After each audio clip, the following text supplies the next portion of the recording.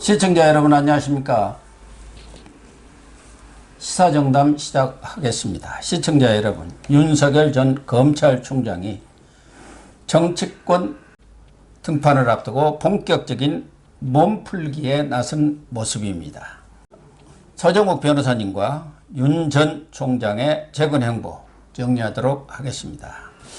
서 변호사님, 윤석열 전 총장이 지난 주말, 그러니까 8일이겠네요.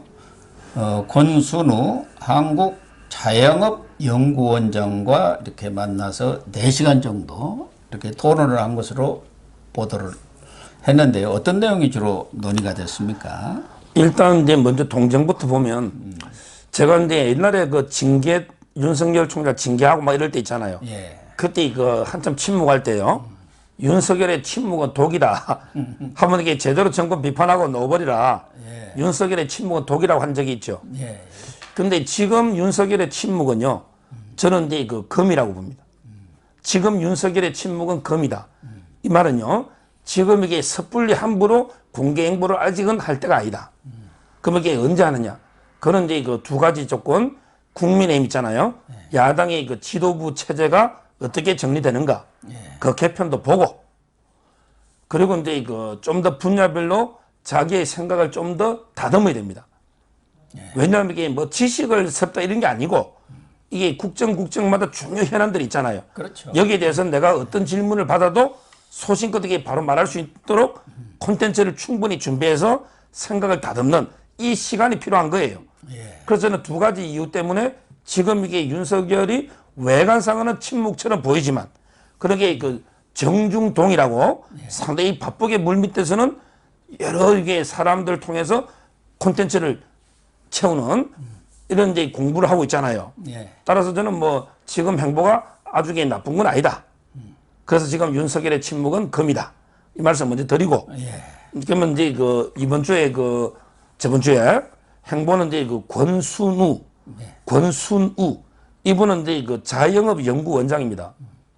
아마 삼성 경제연구소 전무까지 하시고 이제 그 자영업이 살아야 한국 경제가 산다.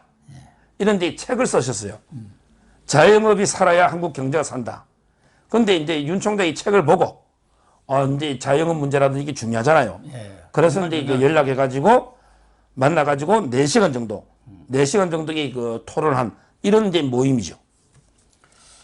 그래서 윤석열 총장도 지금 자영업이 지금 1,000만 명 되지 않습니까?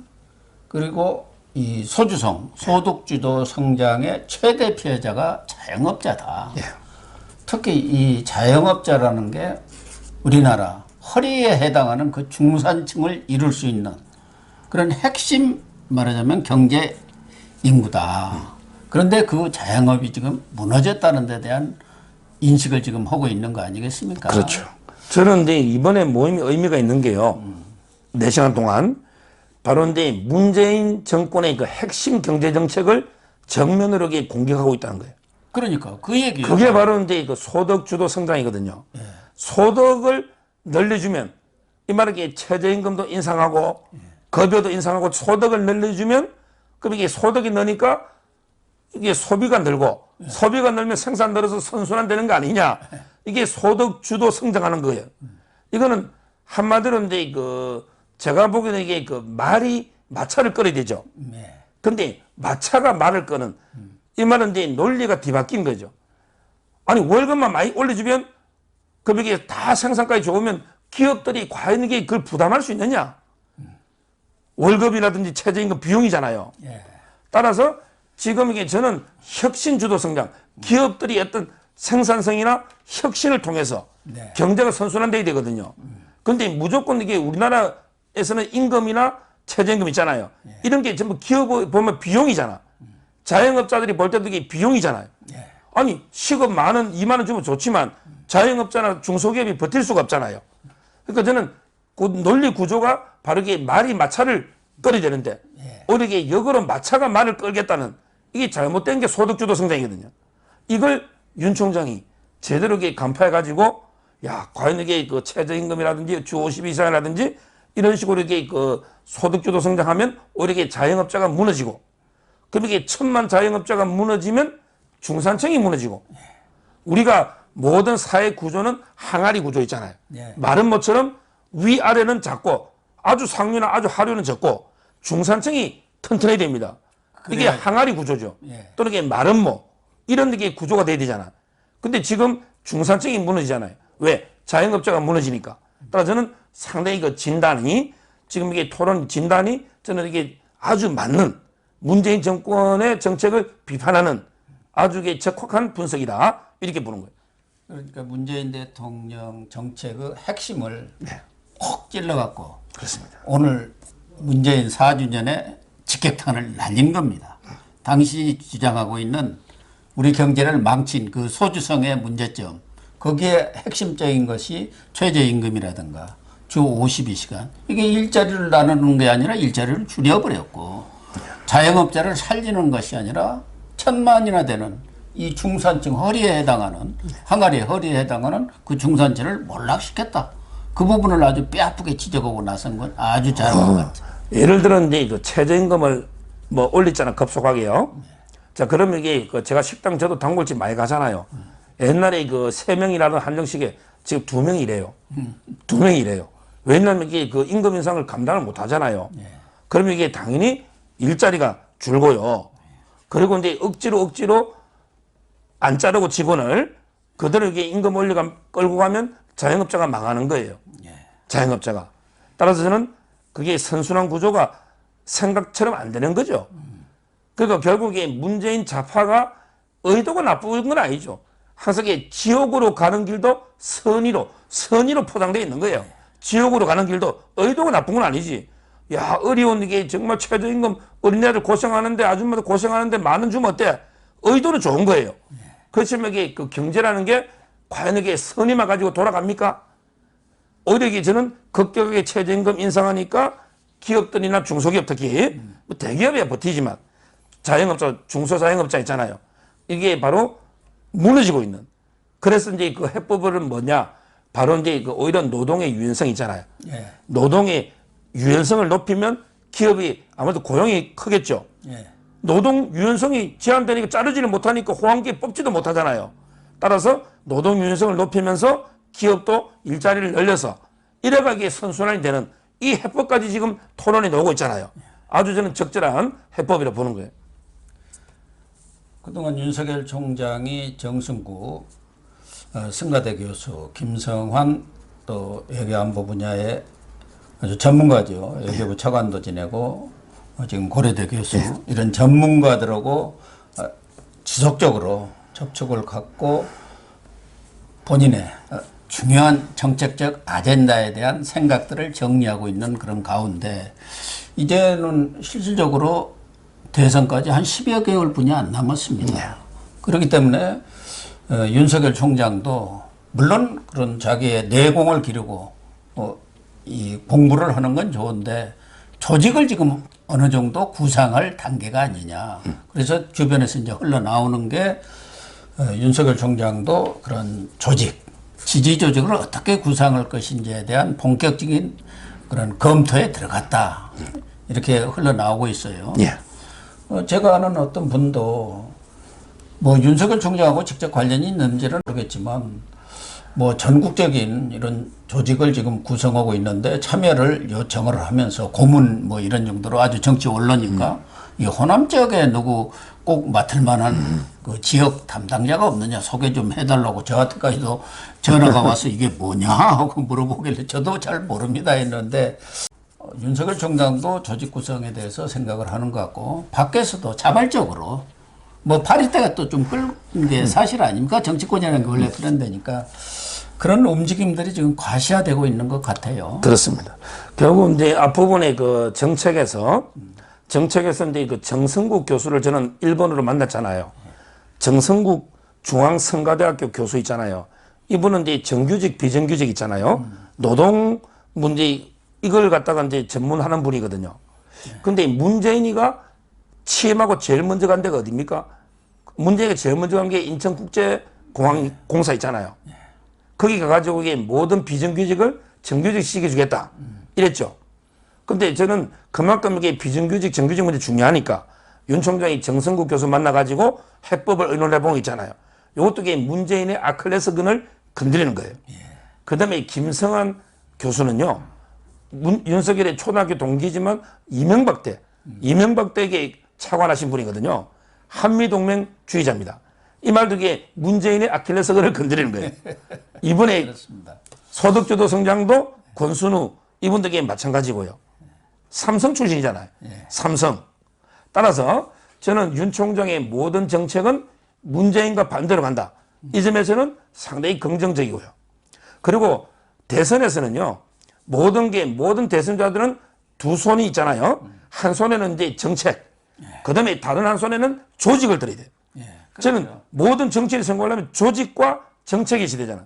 그럼 이게 정책 공약은 계속 지금 하고 있고요. 중요한 게 이제 조직인데, 지금 이게 윤 총장의 조직이 겉으로만 보면 이게 뭐 중앙고, 대광초등학교, 서울법대 뭐 이런 게 나오잖아. 그리고 이제 검찰 조직, 이건 안 돼요.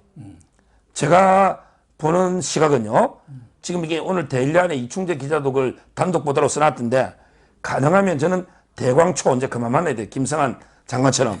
대광초. 그 다음에 뭐 충암고. 그 다음에 서울법대 뭐 동기들 있잖아요. 이거는 이너스클과 하면 이게 양극화돼 버립니다. 그렇죠. 우리 내가 뭐 어디 동기인데 실세처럼 이래 해가는 안 돼요. 오히려 저는 그분들은 이선으로 후퇴하고요. 이선으로 후퇴하고 기존에 서울대 안 넘어도 어때요? 기존에 정말 이게 정권에 대해서 각 요소에 투쟁하던 이런 분들 있잖아, 우리 제하에. 훌륭한 분들 많잖아요. 뭐 예를 들어 이제 외교에 보면 이충건 박사, 경제에 보면 카이스트의 이병태 교수, 뭐 훌륭한 분들이 분야 별나에 문재인 정권과 싸운 사람이 많잖아요. 이런 분들을 캠프에 두루두루 모아서 저는 진용을 제대로 갖춰야 된다, 이래 보는 거예요. 그래서 데일리안에서는 아까 말씀하신 대로 중앙고, 서울법대 검사 출신, 지금 변호사들이죠. 그분들은 캠프의 일선에서는 쓰지 않겠다. 지인은 있대. 뭐 측근이다, 복심은 없다. 누가 측근이니 뭐네 해가지고 일을 많이 만드는 사람들이 많지 않습니까? 그런 점은 방향은 잘 잡은 것 같고, 또 하나는 방금 우리 서 변호사님 지적대로 반기문 전 유엔 사무총장이 실패한 이유가 바로 자신과 관련됐던 일을 한 외교부 그런 인사들, 외무부 출신 인사들, 고시 출신 인사들, 엘리트 출신 인사들하고 참모진을 꾸렸다가 23일 만에 깃발을 내렸지 않습니까? 그런 것도 타산지석으로 삼아야겠다. 그런 생각이 들고요. 최근에 뉴시스인가요? 거기에서 윤석열 총장이 신당 창당을 한다, 이런 보도를 해갖고 정치판을 좀 깜짝 놀라게 했는데, 윤석열 전 총장 측에서 사실 무근이다. 그러나 뭐 윤석열 전 총장이 국민의힘에 당장 들어갈 것은 아니고, 지금 SNS 시대니까 과거식에 우리가 정당을 만든다든가 뭐 꼭 그렇게 생각할 필요는 없어요. SNS를 통해서도 얼마든지 조직을 할 수 있는 겁니다. 그렇습니다. 돈도 안 들어가고요. 그렇죠. 그래서 근데 윤 총장이 좀 하나 잘하는 거는요, 과거의 그 실패 사례를 반면교사, 전복 후계. 우리가 앞에 가다가 이제 그 수레가 넘어져 있으면요, 이 수레가 왜 넘어졌는가 분석해가지고 이게 뒤에는 다시 이게 수레가 전복 안 되도록, 이런 게 전복 후계라거든요. 앞에 잘못된 걸 후손의 교훈, 경계로 삼는단 말이에요. 이게 반면교사 아닙니까? 그래서 저는 고건도 마찬가지인데요. 고건도 마찬가지지만 이게 그 반기문 넣었을 때요, 저는 반기문이가 대통령 출마하나 아니면 유엔 사무총장 다시 출마하나 이 생각하는 거예요. 왜냐하면 이게 유엔 사무총장 재선하려면 그러면 이게 그 진용이 맞죠. 외교관 진용이. 근데 한국의 대통령 하려면 그 진용은 아니에요. 외교는 본인이 대장이잖아.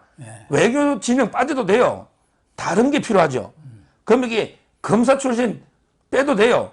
검사는 이게 윤석열이가 뼛속까지 검사잖아요. 그 검사 출신 필요 없단 말이에요, 주위에. 뭐 서울법대 다 배제하면, 저도 이게 서울법대 제가 성골인데 학사, 석사, 박사 수료를 서울법대 했거든요. 그럼 이게 저는 빠지고, 우리 이게 박사님처럼 이런 분을 중요해야지. 박사님은 중앙고 서울법대 검사 출신에 해당 안 되잖아요. 저는 이게 이런 다양성, 이게 그 첫째 필요하고요. 그다음에 두 번째 신당은요. 뭐 제가 보기에 그 윤석열 총장이 신당 창당하면서 이게 뇌물 받은 비리 사건만 2번 수사했습니다. 맞아요. 그럼 이게 신당하다 보면 별의별 뭐 돈이나 부패가 있을 수 있잖아. 요즘 이게 그 네트워크 플랫폼만 잘 구성하면 돼요. 플랫폼만 하면 돼요. 정치의 플랫폼만 딱 구성해 놓으면 옛날 이게 정당보다 더 이게 구석구석 이게 모세혈관처럼 조직이 흐를 수 있거든요. 따라서 그리고 이게 나중에 가볍게 국민의힘하고 단일 후보 최종적으로 단일해야 되잖아. 그때도 이게 정당이 있는 것보다 없는 게 더 나을 수도 있어요. 가볍게. 따라서는 정당은 서둘 일이 아니다. 이렇게 제가 평가합니다. 그러니까 자기 지지 세력을 하나에 묶는 그런 플랫폼을 만드는 것은 좋은데 그렇게 만들어 가지고 나중에 뭐 통합을 할 수도 있고 뭐 여러 가지 시너지를 낼 가능성은 많지 않습니까? 근데 돈 뭐 품이 많이 들어가는 정당을 꼭 만들어야 하느냐 이건 저는 조금 의문이고 또 하나는 윤석열 총장이 뭐 이렇게 침묵을 시키다 보니까 윤석열 총장의 또 의중이 사실 본인이 정치 문제에 관해서 이런 100번 주자 문제와 관련해서 직접적인 의사표명을 하지를 않다 보니까 국민의힘 내에서도 플랜 B가 좀 있어야 하는 것 아닌가. 또 윤석열 총장이 현실적으로 링에 올라왔을 때 어떤 일이 벌어질지도 상상을 할 수가 없잖아요. 경우에 따라서는 아주 엉뚱한 일이 벌어질 가능성도 있고 그래서 그런 플랜 B 논의도 국민의힘 내부에서는 어느 정도 좀 생각이 있는 의원들 사이에서는 논의가 좀 되고 있는 것 같아요. 그렇죠. 그중에 이제 나오신 분이 김동연 전 부총리라든가 경제부총리 그리고 최재형 감사원장 그러나 두 분 다 저는 한계가 있다고 봐요. 특히 최재형 감사원장 같은 경우 임기 문제가 있지 않습니까? 저는 이제 그 플랜 B든 플랜 C든 D든 이게 그 계획이 상당히 많을수록 왜냐하면 이게 그 대선은 정말 중요하기 때문에 어떤 계획이 망가지면 항상 이게 아무리 지나치지 않거든요. 여러 계획을 이게 저는 준비하는 게 필요하고요. 그리고 이제 그 꼭 최재형 감사원장이 대선 후보가 아니더라도요. 1월 1일까지 임기잖아요. 그럼 이제 그 선대위원장을 맡는다든지 또 이게 다양하게 그다음 또 지방선거가 있잖아요. 그럼 이게 중요하게 뭐 서울이든 오세훈 예를 들어 이게 경기시장만 해도 없잖아요. 그럼 이게 김동연이든 최재형 감사원장도 경기도에서 나갈 수 있는 거 아닙니까? 따라서 이게 저는 얼마든지 저희 자유우파 쪽에서 활용할 수는 있고요. 그 점에서 저는 이제 플랜 B로 4명을 주목하는데요. 첫째 이제 그 윤석열, 그 다음에 그 최재형, 그 다음에 경제로 김동연, 그 다음에 젊은 층으로 홍정욱까지. 이 4명은요, 절대 이게 그 좌파 쪽에 여당에 뺏기면 안 돼요. 저쪽에서는 이게 분열해서, 야, 김동연이 우리가 부총리식인데 우리 좀 모셔가자. 홍정욱이도 뭐 어쩌하자. 또 이게 최재형도 내가 임명한 거 아니냐. 뭐 이럴 수 있거든요. 저는 반드시 그 4분, 윤석열, 최재형, 김동연, 홍정욱. 이분에게 반드시 저는 반문 진영, 저희 자유파에 꼭 잡아놔야 되고요. 여기에서 이제 또 이게 원에 있는 안철수도 합당하고 안철수. 그 다음에 홍준표까지 끌어안고요. 그 다음에 지금 정계 복귀한 이제 황교안, 원희룡, 김태호, 유승민. 제가 유승민까지 이름은 해줍니다. 제가 싫어하지만. 이렇게 당내에 있는 4명의 주자와 그 다음에 홍준표, 안철수 6명. 그리고 이제 제가 말한 4분 있잖아. 한 10명 정도가 똘똘 뭉쳐 경쟁을 하고 치열하게 경쟁해라. 치열하게 경쟁하고 그 다음에 깨끗하게 승복하고 그 다음에 마지막에 힘을 합쳐서 싸우자. 이러면 저는 드림팀으로 반드시 정권 교체 가능하다. 이렇게 봅니다. 김종인 전 비대위원장이 얼마 전 김웅 의원을 만나서 한 얘기 중에 하나가 윤석열 전 총장에게 시간을 좀 줘야 할 것 같다. 시간을 줄 필요성이 있는 것 같다. 이렇게 언급을 했잖아요. 또 지난번 제주도로 휴가 가기 전에 아마 윤석열 전 총장하고 좀 회동을 하려고 했던 것 같아요. 그때도 제가 다른 분한테 듣기로는 아마 제주 가기 전에 한번 만날 수도 있을 것 같다. 그런 얘기를 들었었는데 그 후로 회동이 성사는 안 됐는데 어쨌든 윤석열 전 총장이 지금처럼 전문가를 만나고 가벼운 외부 활동을 하면서 본격적인 정치 진입은 6월 말 7월 초로 지금 보는 것이 합당한 건가요? 지금요.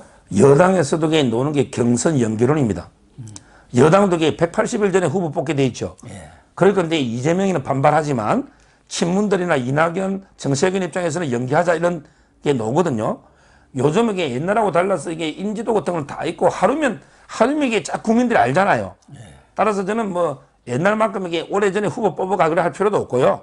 뭐 저 여당도 이게 연기론 놓잖아요. 그래서 윤 총장도 뭐 결코 이게 지금 제가 침묵이 금이라는 것처럼 늦지 않다. 뭐 제가 보기에 6월 말에 놓아도 되고요. 아니 그러니까 김종인 비대위원장은 5월 중순이라고 했는데 그건 이제 미룬 것 같아요. 5월 중순은 그러니까 이제 지났죠. 6월 초면은 국민의힘도 전당대회를 통해서 당대표도 선출이 되고 그러면 6월 말 7월 초쯤 이렇게 본격적으로 진입하는 게 여러 가지로 봐서는 그리고 이제 11월에면 경선을 해야 하지 않습니까? 그러니까요. 거기서 뽑혀야하니까 그 정도 나와야 한 3, 4개월의 여유는 있어야 하는 거예요. 근데 이 경선도 굳이 국민의힘 경선에 참여할 필요는 없잖아요. 아니 안 하더라도 본인은 안 하고 이제 거기서 후보 정해지면 단일하면 되는 거니까 필연적인 건 활동을 아닌데 해야죠. 활동은 그래서 지금 이게 보면 이제 뭐 제가 방송하면서 쭉 보니까 6월 등판선이 있고 박사님처럼 그다음에 9월 등판선도 있더라고요. 그리고 이제 하나 더 제가 특이한 학설은 무등판설도 있어요. 정치 안 한다.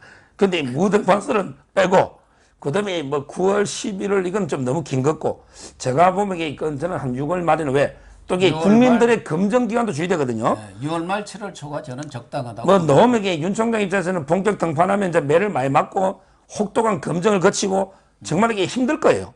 그러니까 이제 본인들은 늦게 좀 놓고 싶지만 또 이게 국민들의 알 권리나 검증 권리도 있잖아요. 그 점에서 저는 너무 늦추면 안 되고 오히려 이제 그 국민의힘이 중요하니까 지도체제 개편 후에 최소한 이게 6월 중에는 나와야 된다. 저도 그렇게 생각합니다. 윤석열 총장이 이제 뭐 공부는 어느 정도 마무리되어 가는 것 같고 등판을 위해서 본격적인 조직, 구성 작업에 들어간 것 같습니다. 일단 지켜보기로 하고요.